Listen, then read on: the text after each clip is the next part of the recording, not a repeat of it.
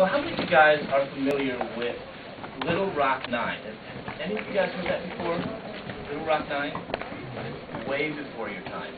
1957, I mean, ages ago. How about the Civil Rights Movement? You guys are familiar with that? Well, Little Rock 9 is about 9 African-American high school kids. And back in Little Rock, Arkansas, these 9 kids were not allowed to mix and go to the same school as white kids. But when the U.S. government said that that was unconstitutional, and these 9 kids were allowed to then go to a non-segregated school, a lot of people in the community were very angry about that, and they didn't want them to come. And today, I hope that people aren't angry about me coming. I hope that people aren't Christopher-phobic, because where does fear really usually come from? I'll get some participation. Where does fear sometimes come from? Yes? The devil. The devil, okay. Bad experiences. Bad experiences, yeah? The unknown. Unknown, that's really good. What else? Is that what you were going to say? Yeah. Fear of the unknown, that's usually where fear comes from, when you don't know something or somebody.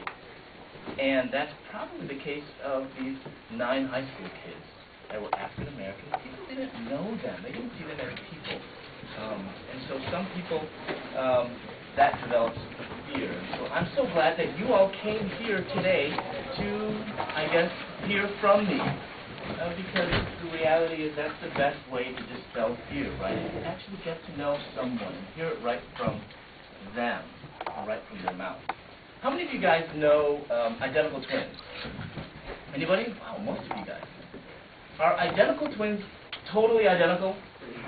No, right? I mean, sometimes they look a little different, their hair is a little different, personalities sometimes totally opposite, right? So actually, in this world, there's no 2 same people, right? I mean, that's what's wonderful about people. Everybody's different. And that's why diversity is so great. Because can you imagine this whole world if everybody was the same? How boring would that be, right? But we're not. We're different. And that's why it's so great to celebrate days of diversity. That every person is different. That we all have similarities, but we also have differences. And the best thing is to learn about our differences. And to learn the best way to learn about differences is actually to hear each other's story and and that's why you guys are here to hear my story. But let me tell you what I'm not here to do. I'm not here to talk about the morality of homosexuality. I'm not here to talk about that all gays need to change. I'm not here to talk about how horrible homosexuality is. I'm not here to do any of that. But I'm here to just tell you my story. And I'm here to tell you that I actually found something better, and that's Jesus Christ. I mean, the Revelation Club invited me here today, so I can be a little bit more open in that and expressing my faith in Jesus Christ and in God. So I want to tell you my story, which is unique, which is not the same as every gay person or lesbian person, but it's different. But maybe in doing so and telling my story, you get a little picture of knowing who I am. Well, I was raised here in the U.S. Obviously, I'm Asian, and I feel so comfortable here because in Chicago there's very few Asians. I'm definitely in the minority, but here I feel like I'm in the majority. I almost see there's fewer Caucasian people, so you guys are the minority. I love saying that.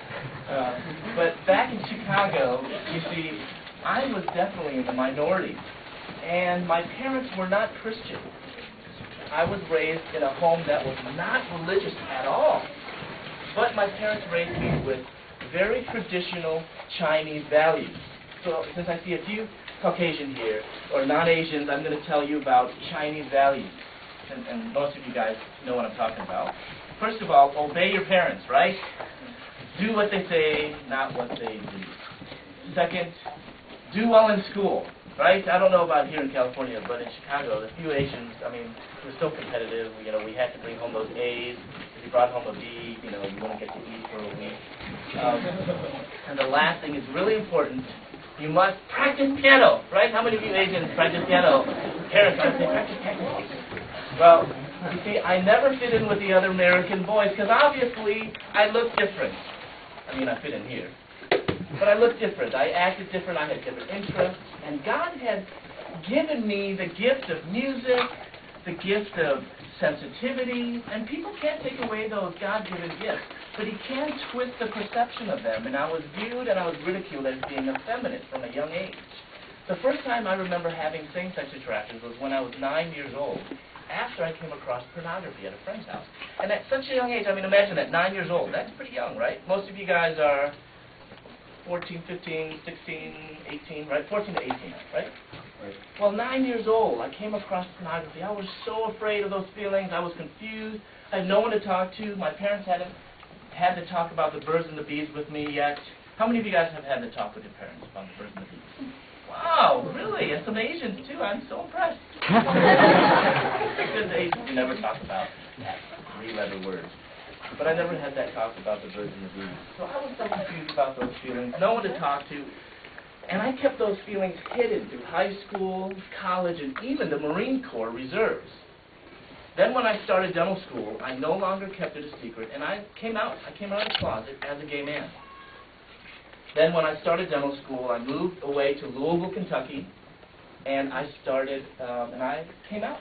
And I lived openly as a homosexual, and I came out. So I went home then to my parents, and I broke the news to them, and I told them, I am gay. And my mom, who was not yet a Christian, and at that time, the news devastated her. But through that experience, my mother actually became a Christian, and she became a follower of Christ. And what's so interesting is that before she became a Christian, she couldn't see how she could love her sons being gay. But now, as a Christian, she knew that she had to love her gay son, and that she could love her gay son through the love of Christ. So she became a Christian. I wanted nothing to do with my parents. My dad became a Christian too. Wanted nothing to do with him either. And I began being very active in the gay community. I started going out to the gay clubs. And this isn't always the usual thing that all gay men do, but I was very involved in that. And I began experimenting with drugs too. But I didn't have much money. I was a student, right? And students are poor, right? Well, I didn't have much money, so I had to support my habit somehow. And I supported my habit by selling drugs. And I sold to friends, classmates, and even a professor. Because I thought I could live this double life of being a promiscuous drug dealer at night and a graduate student by day. But 4 months before I was to graduate and receive my doctorate, the administration of the school expelled me. So I moved to the bright lights and big city of Atlanta, and there I quickly took over the drug scene in the gay community, and I became a supplier to other dealers in over a dozen states. In addition, it was nothing for me to have multiple anonymous sexual encounters every day, and according to the world, I had it all. I mean, I had money, fame, drugs, and sex.